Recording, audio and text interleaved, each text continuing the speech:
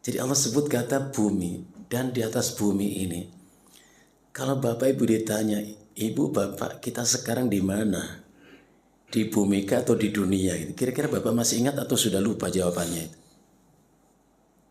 Nggak ada jawaban ternyata. Bapak Ibu, saya ulang lagi, kita sekarang ada di mana? Di bumi kah atau di dunia? Bukan di bumi, Pak.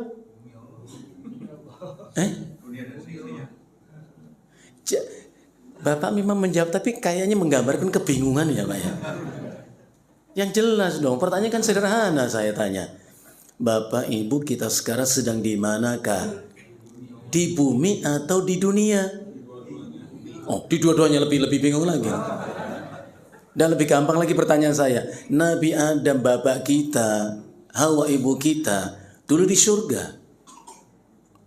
Karena berbuat maksiat, Allah katakan itu, fa'asa Adamu rabbah. Dia maksiat kepada Allah. Nggak tunduk, nggak taat kepada Allah. Udah diingetin lupa ya. Walaqad ahidna ila Adama min qabl fanasi walam najid lahu azma. Surat Toha 115. Sungguh kami telah perintahkan Adam, kami ingatkan Adam, bertempat tinggallah kau dan istrimu di surga. Makan apa yang kau suka di surga ini. Tapi ingat, jangan dekati pohon yang satu ini. Lupa Adam. Fanasi kata Allah. Lupa dia. Maka disebut manusia karena sering lupa. Adam aja lupa di surga. Langsung dengar dari Allah peringatan itu, perintah itu. Lupa. Lalu kita masih di bumi begini, di dunia begini. Walam najid lahu azma, dan kami tidak mendapati keinginan kuat pada diri Adam itu. Manusia itu lemah, Pak. Lemah manusia itu. Gampang menyerah dan putus asa. Azm itu artinya semangat yang kuat. Allah mengatakan walam najid lahu azma. Kami tidak mendapati keinginan kuat pada Adam itu. Lemah manusia itu, gampang putus asa. Diturunkanlah Adam dari surga itu. Pertanyaan saya, diturunkan kemana? Ke bumi atau ke dunia? Bukan, tadi bilang dunia. Bukan, bumi. Bukan di dunia.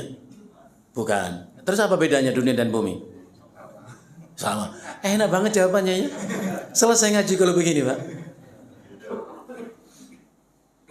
Beda atau sama sih dunia dan bumi ini, Pak?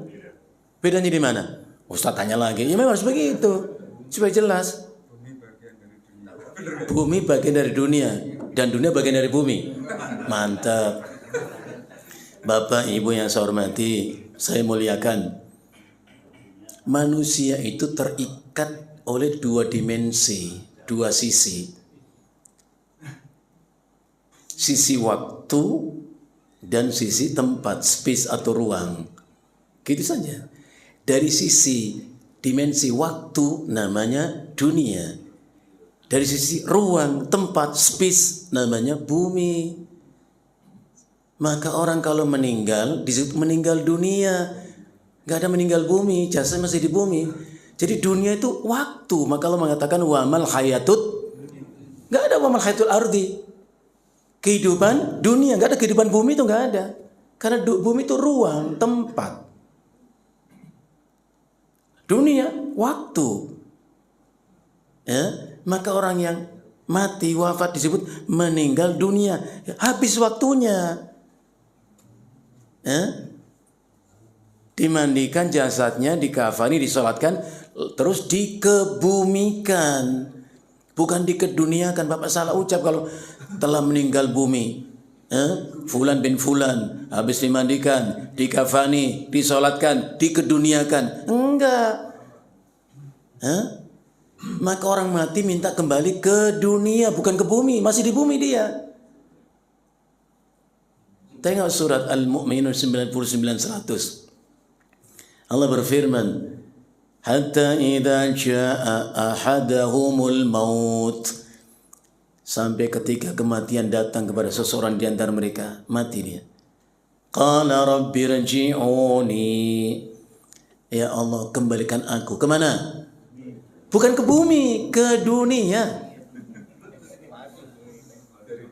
Karena lawan kata bumi itu langit, bumi langit. Dunia lawannya akhirat. Orang yang mati itu masuk ke dimensi akhirat. Ya. Dia minta kembali ke dunia. Untuk apa? Nanti minta diberi kesempatan. La'alli a'malu salihan fima taraktu.